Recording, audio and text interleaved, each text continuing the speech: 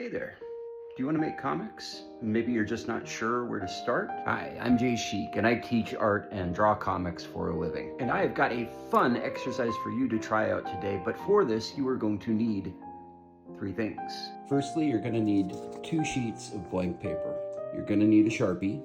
And then most importantly, you're going to need an old nursery rhyme. Could be anything, something fairly short, something that has some storytelling in it, like Little Miss Muffet or Jack Horner or even Baba Black Sheep. Pick out a nursery rhyme that works for you, and let's get started.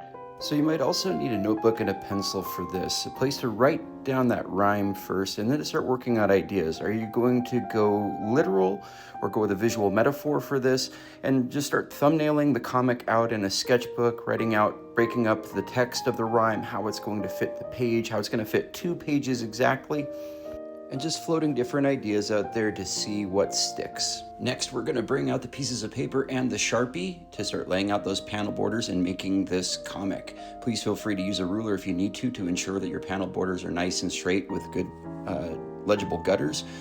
And we're going to start drawing the comic. Now, going straight ahead into Sharpie can result in some stronger decision making, but it also makes it harder to go back on decisions. So if you want to draw this out in pencil first and then ink back over it into Sharpie, that's perfectly all right as well. What I'm going to do now is jump cut to my finished Sharpie comic, The Lion and the Unicorn. And you can see that I've set mine up as a visual metaphor where I have a white boxer versus a black boxer. And what you'll see is kind of the Great Depression era when Jim Crow laws were still very much in place.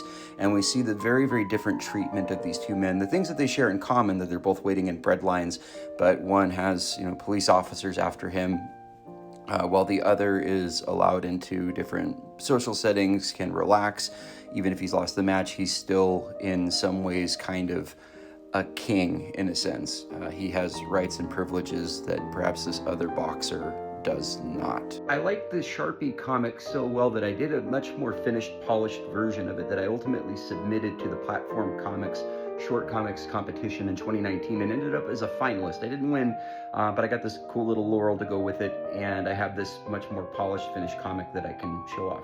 But that's it in a nutshell. That's a Sharpie comic. So go find yourself a Sharpie, go find yourself a couple of pieces of paper, figure out which nursery rhyme resonates with you the most, and get drawing.